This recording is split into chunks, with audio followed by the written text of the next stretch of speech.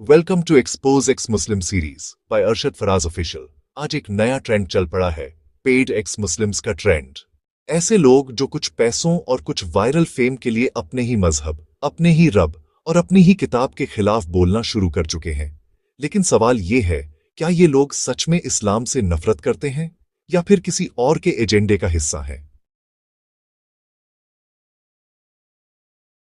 कुछ रिपोर्ट्स और किताबें जैसे leaving Islam, apostate speak out, edited by Ibn Warraq, या व्हाई आई लेफ्ट इस्लाम, इन सब में एक कॉमन पैटर्न मिलता है। हर कहानी ऑलमोस्ट सेम होती है। बचपन में कुछ गलत तजुर्बा, फिर डाउट्स और फिर यूट्यूब चैनल्स पर फेम की तलाश। लेकिन क्या किसी की गलती से इस्लाम गलत हो जाता है? क्या पर्सनल दर्द को यूनिवर्सल ट्रूथ बना देना इंसाफ है? ये वो लोग हैं जो कुरान की आयतों को कॉन्टेक्स्ट से निकालकर आधे तर्जुमे और अधूरी अंडरस्टैंडिंग से उम्मत को गुमराह करने की कोशिश करते हैं।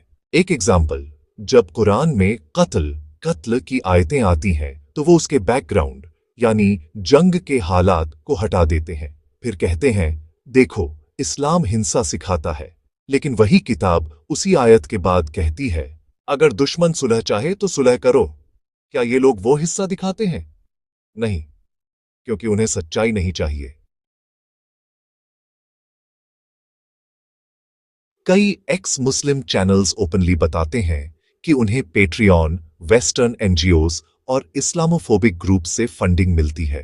उनका काम बस इतना है, इस्लाम के खिलाफ सवाल उठाओ, व्यूज लाओ और डिजिटल मार्केट में फेक ट्रूथ सेलर बन जाओ। लेकिन जब उनसे कोई ऑथेंटिक सवाल पूछे तो जवाब गायब, दलीलें खत्म। याद रखिए, सवालों से डरना नहीं चाहिए, उन्हें समझना चाहिए। कुरान सवालों से नहीं डरती, वो जवाब देती है। अगर किसी एक्स मुस्लिम या किसी व्यक्ति का सवाल आपके दिल में कंफ्यूजन पैदा कर रहा है तो डरिए मत, कमेंट बॉक्स में वो सवाल लिखिए। हम आपको देंगे दलील के साथ जवाब, कुरान और ऑथेंटिक इस्लामिक सोर्सेज से, ताकि सच और झूठ का फर्क साफ दिखे। क्योंकि सच्चाई को साबित करने के लिए शोर की नहीं, बस एक दलील की जरूरत होती है, और वो दलील हमारे पास है।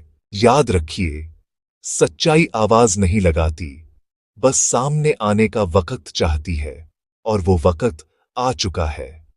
एक्सपोज एक्स मुस्लिम सीरीज के साथ अपना सवाल कमेंट में लिखिए, क्योंकि जवाब अब छिपे नहीं रहेंगे।